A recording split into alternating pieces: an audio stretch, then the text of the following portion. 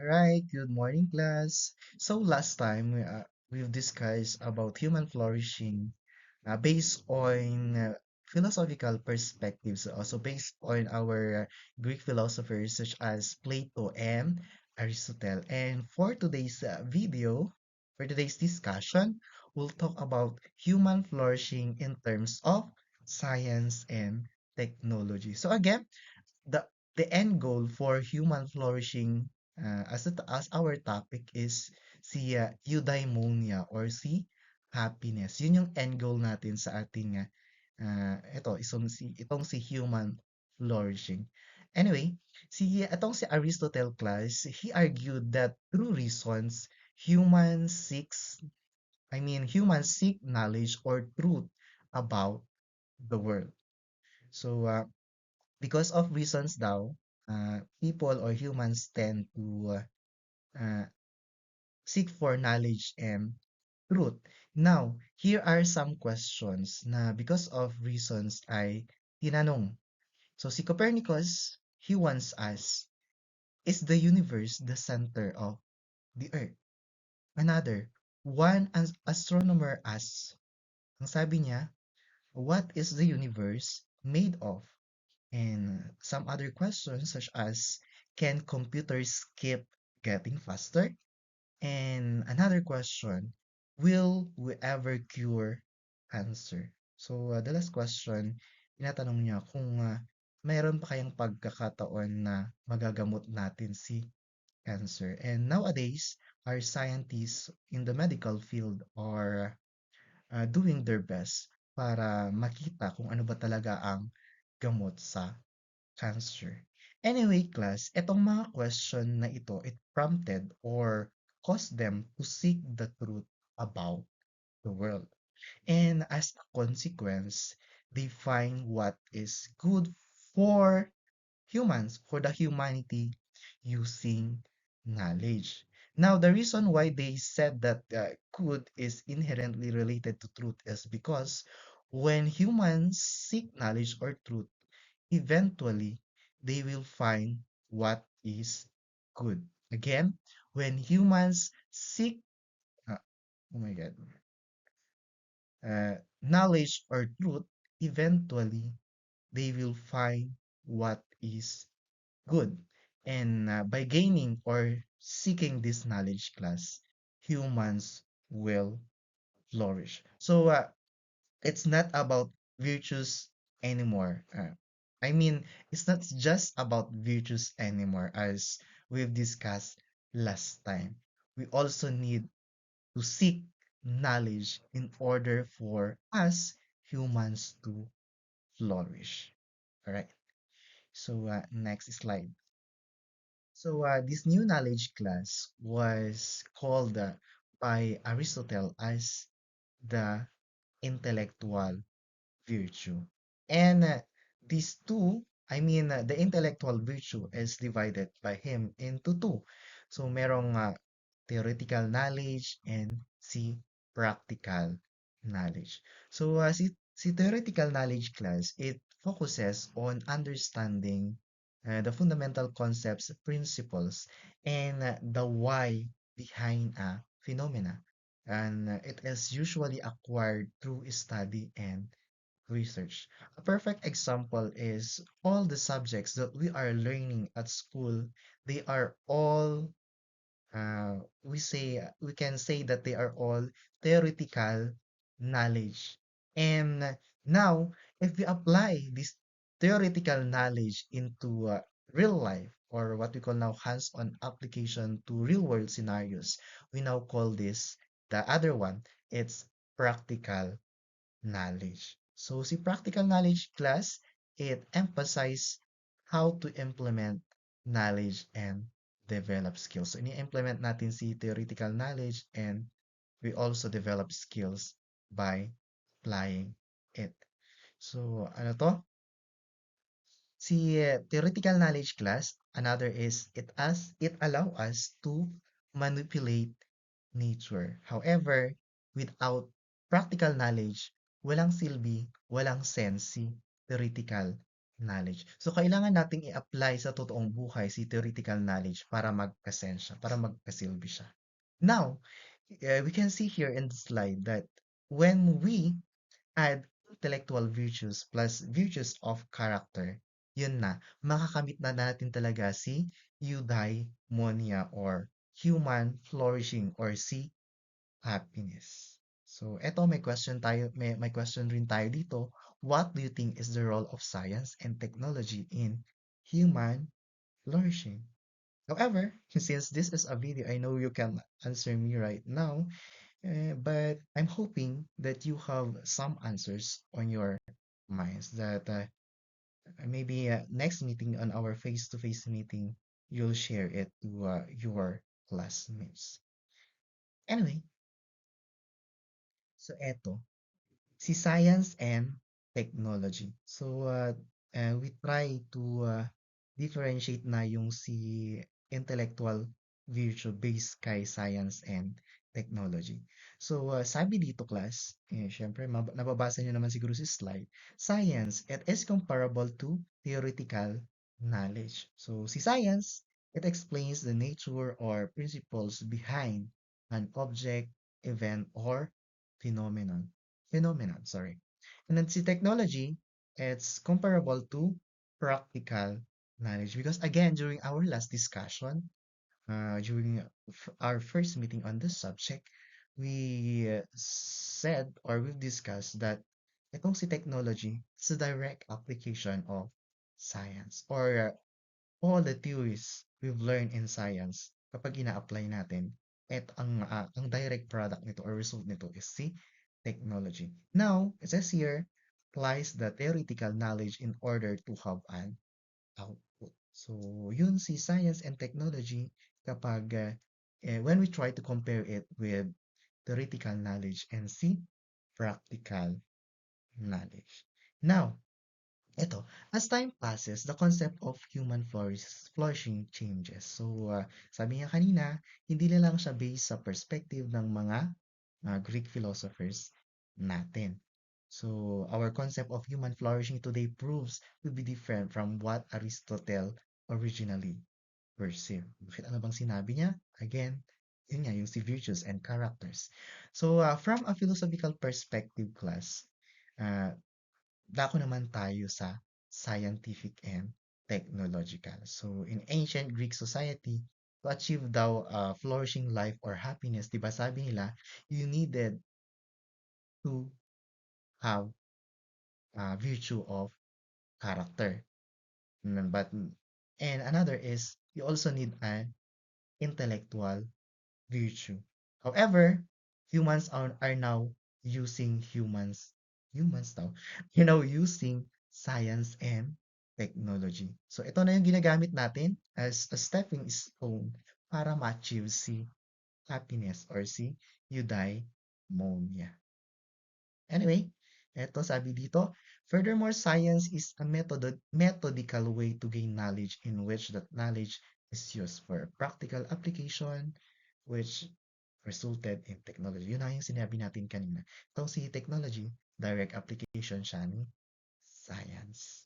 Or, yun, si science, more on theories, si technology, more on practice of these theories ni science. Sige, next slide. Now, eto, meron tayong example. So, through science or theoretical knowledge, merong na-discover ang mga humans. Example natin itong si Penicillium notatum or Penicillium chrysogenum. Okay. So, we are not really, uh, what we call that, confident on how to, what do you call that, how to pronounce these words. But if you want to know the pronunciation correctly, please ask Google. So anyway, class, etong si Penicillium notatum or Penicillium chrysogenum, so meron siyang, ah, sabi dito is antibiotic daw siya by nature. And through technology or practical knowledge and with the use of this bacteria, scientists were able to produce and develop what they call now penicillin. Ano ba si penicillin? A medicine that is used to kill harmful bacteria. Okay. So, itong si penicillin, ah, tawag doon, napunta na siya sa market and is now curing many diseases na of course, kinukos ni bad bacteria. So, yun ang isa sa mga naging epekto ni science and technology para sa atin na humans. Next, ito pa, maraming impacts, positive impacts din itong si science and technology sa human life. So, you can see here in the slide, si Facebook, si Instagram, si Twitter, ano tong call dito? Siguro WhatsApp, si YouTube, si Google, and many more. So, they are called the social media. So, ano bang impact ni social media sa ating buhay? So, it makes human life easier, nagiging mas practical ang pamumuhay natin and mas efficient because of these tools or these technologies.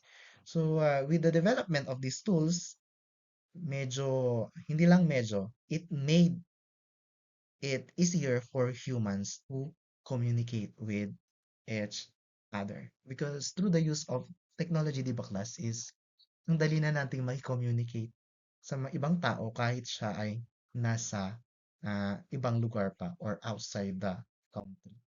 Next, it makes humans happy and entertained. So, think about uh, mga product ni science or itong mga technologies natin na nakakapagpapasaya sa atin, nakaka-entertain sa atin.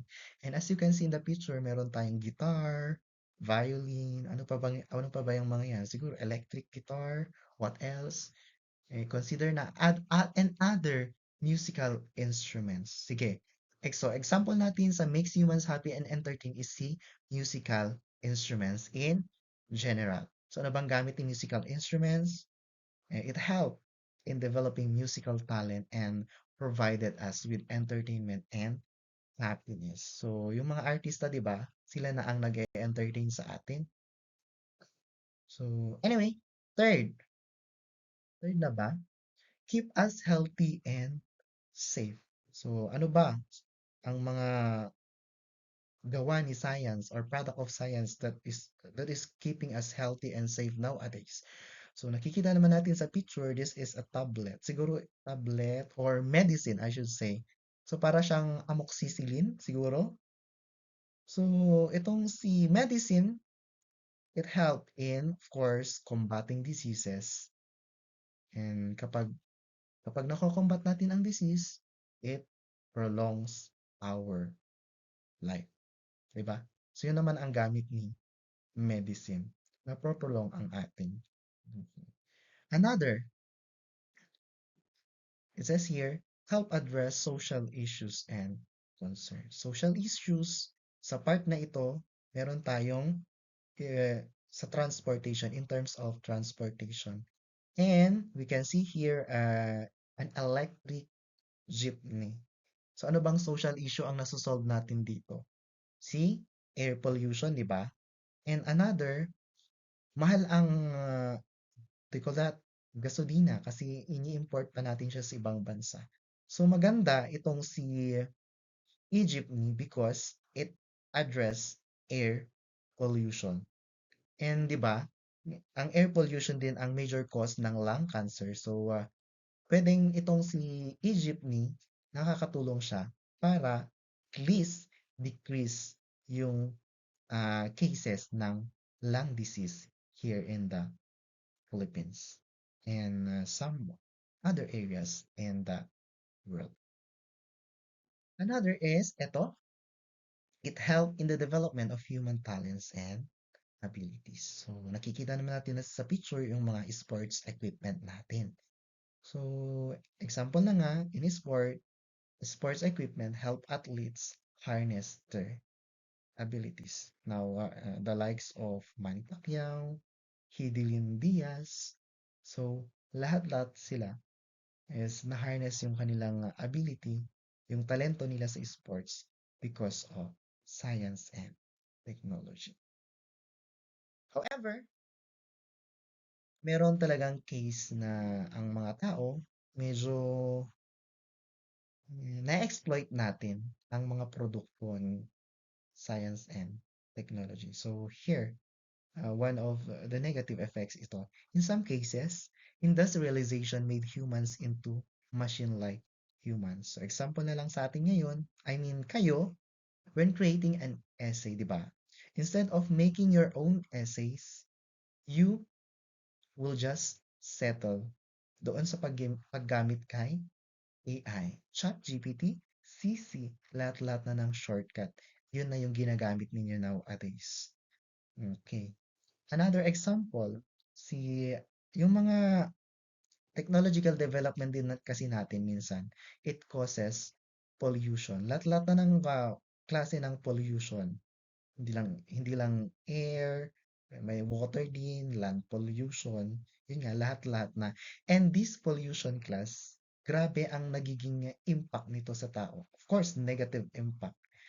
So, it turn or it causes diseases na nagre-resulta ng human deaths.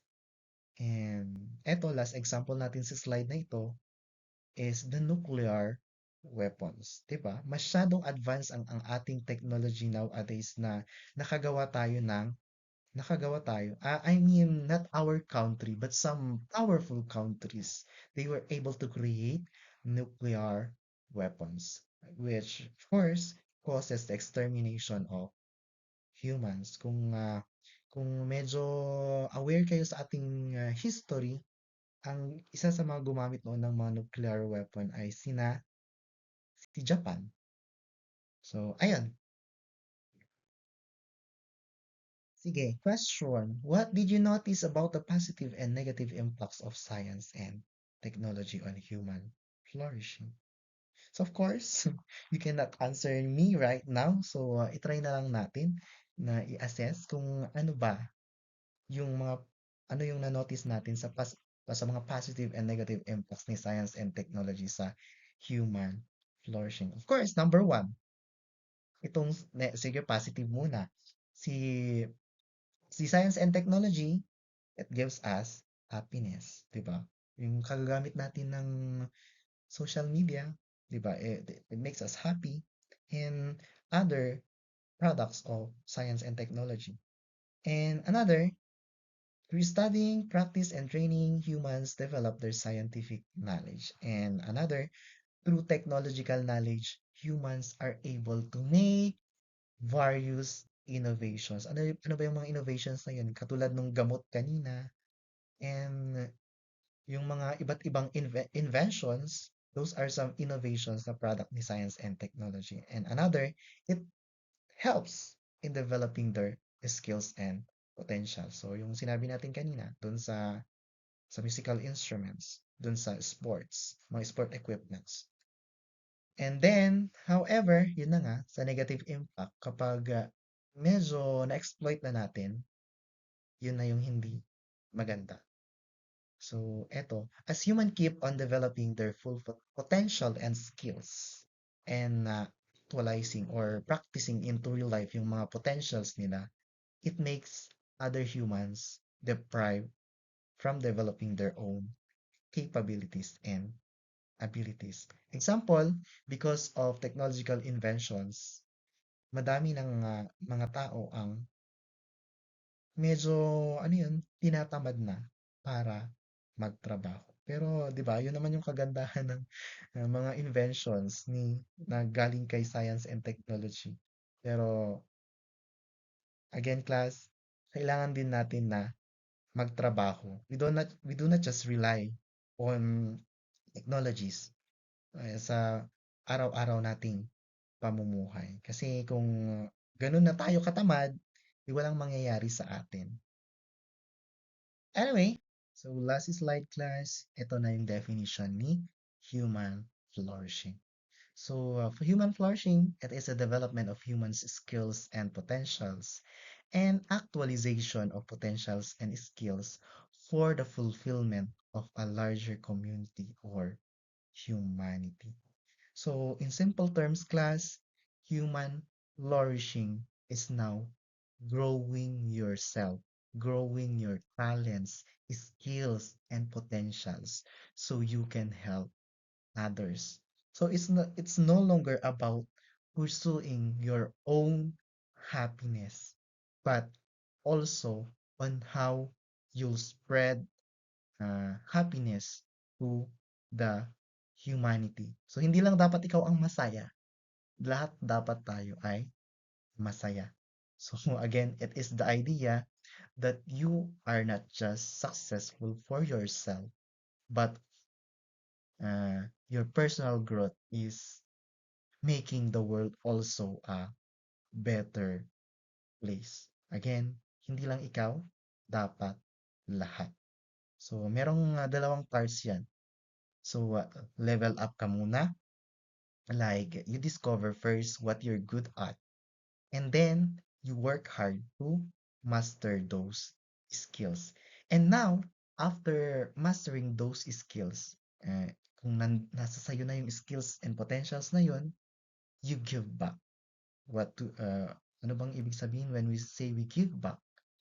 Uh, you use those mastered skills or yung mga potentials mo na yun para na resolbahin ang problema ng mundo or bring joy to your family, neighborhood, or the world. So, yung sabi ko kanina, hindi na lang yung kasiyahan mo, kasiyahan na dapat ng humanity.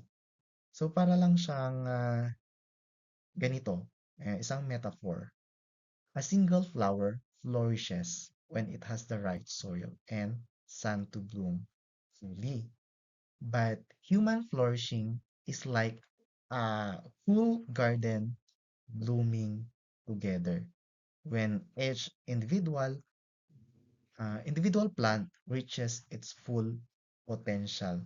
And as a result, the entire park becomes beautiful for everyone to enjoy. Alright. So, yun na si human flourishing. So, that's all for today's discussion. I hope you learned something today. Goodbye, class. And sana panoorin nyo ang video na ito kasi sayang ang ating effort. So, yan. Bye for now and see you on our next face-to-face classes.